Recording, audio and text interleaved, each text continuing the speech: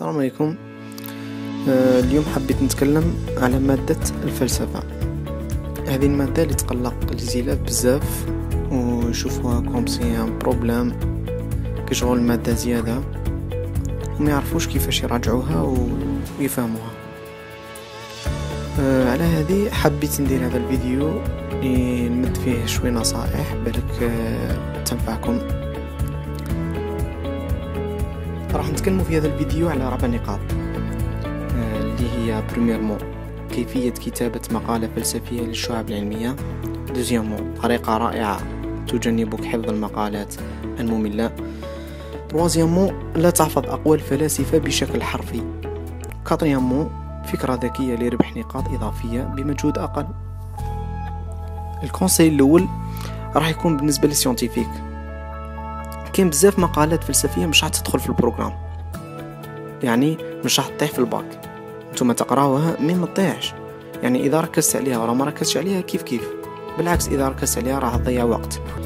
وعلى هذه لازم الواحد يركز على المقالات تاع الشعب تاعو برك، هذا مكان يعني نتوما لي سيونتيفيك راح تقصي على المقالات تاع سيونتيفيك وشني هما وتركز عليهم سيتو. النقطة الثانية اللي هي قبل ما تقرأ المقالة الفلسفية ولا تكتبها لازم تعرف خطوات كيفاش تكتب مقالة فلسفية والمراحل الأساسية لكتابة المقالة الفلسفية وطرق كتابة مقالة. طرق كتابة مقالة كاين 4 طرق، كاين مقارنة وكاين الجدل وكاين الاستقصاء وكاين تحليل نص. بعد ما تعرف الطرق الأساسية والمراحل الأساسية لكتابة المقالة سيرمو راح تجيك حاجة سهلة باش تكتب مقالة. دوزيام كونسي اللي راح نمدولكم اللي هو كيفاش تيفيتي لو ماكسيموم الحفاظ تاع المقالات. وكامل على بالنا باللي المقالات الفلسفية مملة بزاف وسي ديفيسيل باش تحفظ، وعلى هذه حبيت نبارطاجي معاكم لا ميثود هذه اللي استخدمتها انا اون بيرسون في الباك الاول تاعي، واللي هي انك تخصص كراس سبيسيال بمادة الفلسفة. هذا الكراس راح دير فيه كامل على بالنا باللي مواضيع الفلسفة فيهم رأيين متناقضين، كل رأي عنده أفكار وحجج تاعو، عنده حجج وبراهين. انت في كل درس راح ترسم جدول، هذاك الجدول تقسمه على قسمين، كل قسم راح يكون فيه رأي، هذاك الرأي عنده أفكار حجج تاعو، حجج وبراهين. هذوك الحجج والبراهين راح تكتبهم على شكل نقاط، يعني كل قسم راح تدير فيه نقاط هذوك هما الحجج والبراهين، نقطة 2 3 4 كيما هاك.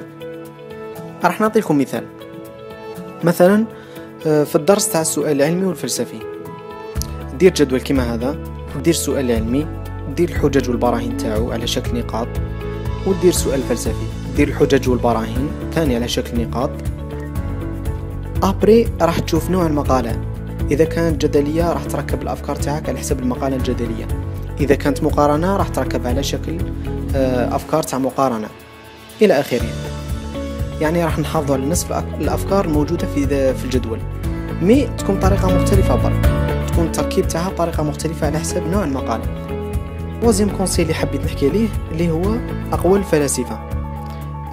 لا ماجوريتي تاع لي زيلاف يديروا انفوت واللي هي يحفظوا أقوال الفلاسفة بشكل حرفي، يعني يحفظها من الكتاب كيما راهي مكتوبة ويحطها، وهذه انفوت كبيرة باسكو أول حاجة هذا موش قرآن، ثاني حاجة هذه تعبك بزاف، ثالث حاجة هذو الأقوال ديجا مترجمين إلى العربية، يعني هما أصلهم مش بالعربية، وكنت راح تشوف كتاب آخر ما تلقاهمش مكتوبين بنفس الطريقة، انت علاش تعي روحك وتحفظهم كما مكتوبين في الكتاب؟ حبيت نوصلكم فكرة اللي هي أفهم القول هذاك، أفهم هذو الأقوال وصيغهم بطريقتك الخاصة، هذا مكان. لا كاتريام كونساي اللي هو عبارة عن فكرة ذكية لربح نقاط إضافية بمجهود أقل. على بالي بلي هذه الفكرة اللي راح نمدها لكم تجيكم بيزار، مي صدقوني بلي تنجح وناس بزاف سياها ونجحت لهم. الفكرة هذه راح تساعد الناس اللي عندهم ستريس في الباك. إلا كنت انت واحد منهم وحكمك ستريس في الباك، وش راح تدير؟ أول حاجة تسيي كيفاش تكريي أقوال تخدم الموضوع تاعك، أكونديسيون تكون بصيغة وعبارات ملائمة، يعني تكون تشبه الأقوال هذوك اللي كنت حافظهم. في بداية كل قول تقول قال أحد الفلاسفة بلا ما تذكر الاسم.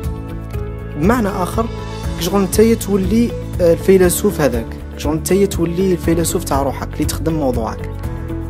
في الأخير تيشارجتكم بعض الملفات اللي هما دي PDF مهمين بزاف راح يساعدوكم بزاف. راح تصيبوهم في الديسكريبسيون تحت الفيديو.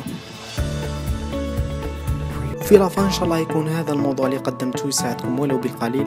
واذا كان عندك اضافه ولا استفسار ولا موضوع حبيتني ندير عليه فيديو تقدر تخلي كومنت تحت الفيديو، وحنا رانا هنا على جال خاوتنا وخواتاتنا، وان شاء الله كامل تجيبوا الباك معدل مليح وتفرحوا والديكم واحبابكم.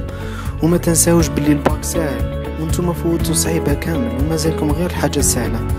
كان معكم اخوكم ياسين من قناه تحضير لبكالوريا الجزائر. سلام.